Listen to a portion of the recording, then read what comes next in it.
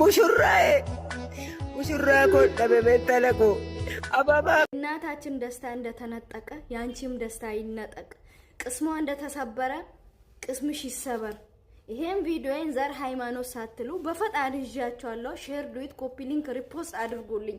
ብዙ ጊዜ እኛ ሰዎች የሆነ ነገር ሲወራ ቁን ነገር የሆነ ነገር ሲወራ ዝም ብላችሁ ታልፋላችሁ። ነገ እናንተም ሊደርስባችሁ ይችላል። እናታችንን የደረሰ ነገር ሁላችንም ይደርሰናል። አንዳንድ ሰዎች ህይወታችሁን ለማሳመር ብላችሁ የራሳችሁን ቤት ለማስደሰት ብላችሁ አንዳንድ ሰዎችን ታሳዝናላችሁ። የሰውን ደስታ ትነጥቃላችሁ። የሰውን ቤት አጨልማችሁ የራሳችሁን ቤት ታበራላችሁ። ገባሽ? ሱብሃንአላህ። አንቺ ለብር ብለሽ እናታችንን አስለቀሻት። አየሻት እናታችን ምን ብላ እንደምታለቅስ። ህይወት በውሸት የተሟላች ነች። ዛሬ ደስታ ነገ ሀዘን። የሷን ቤት ያንኳካ ችግር ነገ ደግሞ ያንቺን ቤትም ያንኳካል። ዛሬ ባንቺ ባይደርስብሽ በልጆችሽ ወይ ደግሞ በቤተሰቦችሽ ይደርሳል።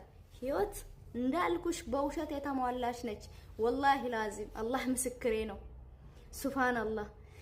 እኔ በጣም የሚገርመኝ ነገር ሁሉ ጊዜ ራሴን ጠይቄ መልስ የማጣበት ነገር ቢሆን እናንተ እንዴት ሰው የሰውን ህይወት የሰውን ደስታ ያጨለማ የራሱን ቤት ማስደሰት ምንድነው ይሄ? እኔ ብዙ ጊዜ ሲናደድ የማውራውን ነገር አላቅም።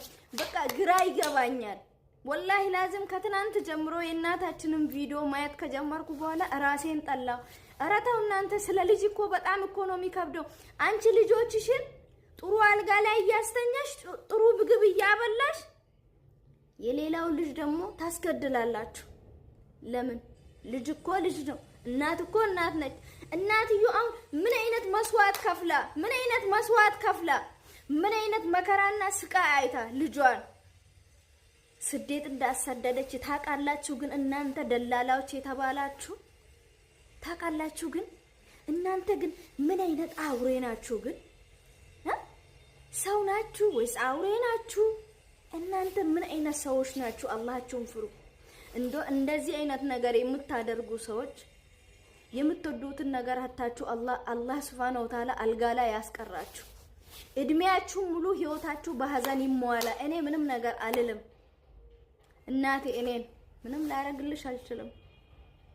ቪዲዮሽን አይቼ ማልቀስና ማዘን እንጂ አቅም የለኝም። አቅም ብኖረኝ እነሱ እንዳረጓት አርጌ ነበር የማስደስትሽ፣ ግን አቅም የለኝም። ብቻ የሰውን ደስታ የምትነጥቁት የራሳችሁን ቤት ያበራችሁ የሰውን ቤት የምታጨልሙ